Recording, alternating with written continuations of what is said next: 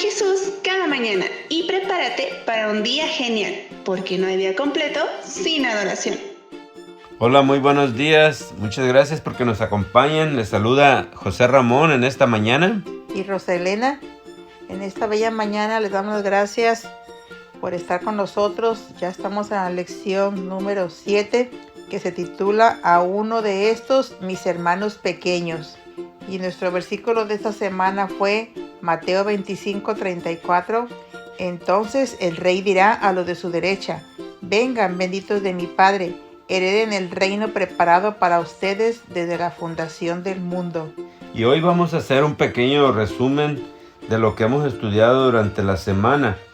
Veíamos como introducción que vamos a ver, como nos decías el título, a uno de estos mis hermanos más pequeños, ¿verdad? Sí. Y vemos que la Biblia habla mucho acerca de estas personas, de los extranjeros o los forasteros que les llama, pero estas personas eran los huérfanos y las viudas. Y en este grupo también pueden estar aquellos que Jesús le llamó uno de estos mis hermanos pequeños. Lo que podría equivaler para nuestros días, vimos también que son todo tipo de personas o millones de refugiados que van de un país a lo mejor a otro, o también en todos los países los huérfanos que han perdido a sus padres, las viudas que también por la misma razón han perdido a sus cónyuges y están solas. También entran ahí, José Ramón, los indigentes que andan en las calles. Sí, ¿verdad? Sí, para el día domingo 12 vimos la vida y el ministerio de Jesús.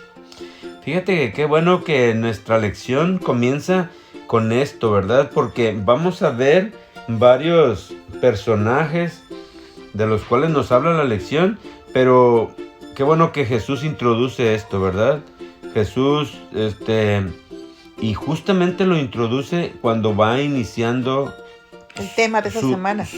Y su peregrinaje en la tierra. Su ministerio. Su ministerio, ¿verdad? Sí. Entonces, porque dice que cuando fue al templo, ahí donde él vivía en Nazaret, fue a la iglesia y lo invitaron a leer. Aunque a él no le tocaba oficiar en ese momento, pero lo invitaron a leer. Y justamente leyó lo que nos dice Lucas 4, del 16 al 19. Sí, cuando dice aquí, vino a Nazaret donde se había criado, y en el día de reposo entró en la sinagoga conforme a su costumbre, y se levantó a leer, y se le dio el libro del profeta Isaías, y habiendo abierto el libro, halló el lugar donde estaba escrito: el Espíritu del Señor está sobre mí, por cuanto me ha ungido para dar buenas nuevas a los pobres. Me ha enviado a sanar a los quebrantados de corazón, a pregonar libertad a los cautivos y vista a los ciegos, a poner en libertad a los oprimidos y a predicar el año agradable del Señor.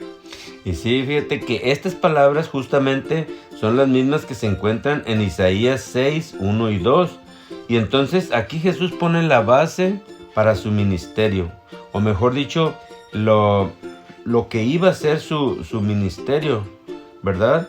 Porque la mayoría de gente pensaba en ese entonces que Jesús venía como el falso Mesías a liberar a Israel de sus conquistadores. Pero Jesús vino en realidad a liberar a las personas que estaban cautivas en el pecado, en la pobreza, y a ellos son a los que vino a predicar en realidad. Y en base a esto vamos a ver lo que sigue para esta semana. Entonces fíjate cómo ellos tenían esa falsa idea de a qué había venido Jesús, y Jesús venía a liberar al pueblo. Sí, porque el amor de Jesús por los pobres fue una de las mayores evidencias de su mesianismo. En la parte del lunes 13 vimos la provisión de Dios para los pobres. Y sí, en este día vimos algunos versículos que se encuentran en el Antiguo Testamento, como en Levítico 23, 22 y Deuteronomio 15, 11, que en estos versículos vimos cómo Dios ordenó que se apoyara a las personas, ¿verdad? A los extranjeros, a las viudas y a los huérfanos, a los pobres. Se decía que en los huertos que se dejara algo para ellos. Y también acerca del séptimo año, ¿recuerdas? Que hablaba de que no se tenía que cosechar para que de eso vivieran los pobres. Fíjate cómo el número perfecto en esos tiempos ya Jesús lo estableció. 6 años era de abundancia cosecha, y el séptimo año yo pienso que también era una abundancia cosecha, pero ya no se cosechaban, los dueños lo dejaban para los pobres. Uh-huh. Sí, también vimos en este día que algunas partes de los salmos hablan y dan instrucciones sobre cómo debemos tratar a los necesitados, como en el Salmo 82, 3 y 4, ¿verdad? Sí, que decía que tenemos que defender al débil y al huérfano, y tenemos que hacer justicia al afligido y al menesteroso, y librar al afligido y al necesitado, librarlo de la mano de los malos, de los impíos. Sí, pero lo que más me gustó en este día, Rosalena, es que también vimos en algunas partes de la Biblia cómo hay promesas para quienes ayudan a los necesitados. Como en Proverbios 28, 27 dice: el que da al pobre no tendrá pobreza. El rey que juzga con verdad a los pobres afirma su trono para siempre. En Proverbios. Y así vimos varias citas. Con promesa. Sí, en las que dan una promesa. Como el Salmo 41:1 que dice: bienaventurado el que piensa en el pobre en el día malo, y lo librará Jehová. Así es, ¿verdad? Así es que estuvo muy interesante cómo aprender, y en base a lo que hemos estado estudiando en nuestra lección que se titula A uno de estos mis pequeños, ¿verdad? Sí, la parte del martes 14 de febrero no nos felicitamos. Feliz Día del Amor ese día. Sí, felicidades. Gracias por ser mi compañero. El joven rico fue el tema. ¿Cómo vimos esta historia de este joven que daba todo, hacía todo, pero le faltaba una cosa que Jesús le dijo, porque tenía puesta su mirada en el dinero? Jesús le dijo: ve, da todo a los pobres y sígueme. Lo mismo que Jesús le dijo a sus discípulos, le dijo al joven rico, pero Jesús sabía de antemano el corazón del joven rico, cuando tenía su corazón, y el joven rico tristemente dice que agachó su cabeza y simplemente se fue. Sí, fíjate que para mí me parece que esto fue como una prueba para este joven, que a pesar de que tenía buenas cosas, tenía interés en las cosas espirituales también, y tenía mucho vigor, pues era joven, lo probó en ese sentido de que quiso que decidiera que amara a Dios antes que las riquezas, pero él tenía su amor en las riquezas, por esas razones que se fue triste, ¿verdad? Pero Jesús lo quería convencer de que ayudara a los pobres, como es lo que estamos viendo esta semana. Sí, como vimos en este día la pluma inspirada, que es imposible seguir a dos señores, a Dios y a Mamón. Ya tenemos que ser realistas hoy en nuestros días y poner nuestra mirada en Cristo Jesús. Ya para el siguiente día, miércoles, vimos la historia de Zaqueo. Esta es una historia un poco similar a la del joven rico, pero con diferentes decisiones que tomó Zaqueo, ¿verdad? Zaqueo también era una persona rica y también buscaba la salvación, porque él tenía inquietud en conocer de eso y en conocer sobre todo a Jesús. Así es que Jesús, digo yo, acomodó las cosas para pasar justamente donde iba a estar Zaqueo. Y Zaqueo también supo que iba a pasar por ahí, así es que se subió a ese árbol y lo estuvo esperando. Sí, como Zaqueo, fíjate, gran similitud entre Zaqueo y el joven rico. Los dos deseaban y tenían ese deseo de seguir a Jesús, y los dos conocían de Jesús. Nada más que hay una gran diferencia. El joven rico se inclinó por las riquezas, y Zaqueo tenía esa hambre y necesidad de Jesús. Cómo lo buscó y cómo Jesús precisamente pasó, porque Jesús conoce los corazones de cada persona, y conocía el corazón de Zaqueo, que iba a entregarse su vida a él. Sí, fíjate que a mí lo que me llamó la atención en esta historia es que al joven rico Jesús le tuvo que decir que entregara a los pobres, porque Jesús se preocupa por los pobres, y aparte él tenía mucho dinero. Pero aquí a Zaqueo, cuando Jesús llegó a su casa, él estuvo tan contento, su conversión fue tan sincera, que él solo dijo, sin que Jesús le dijera, que él daba la mitad de sus bienes. Dice, voy a dar a los pobres. Entonces Jesús aceptó este gesto como una verdadera experiencia de la conversión. Sí, dice que iba a regresar a los pobres y iba a regresar 4 veces más de lo que él sentía que había robado. La parte del jueves vimos, ¿has visto a mi siervo Job? Este es otro personaje también interesante, ¿verdad? Ajá. Como Job 1:8, Jehová le dijo a Satanás, ¿no has considerado a mi siervo Job?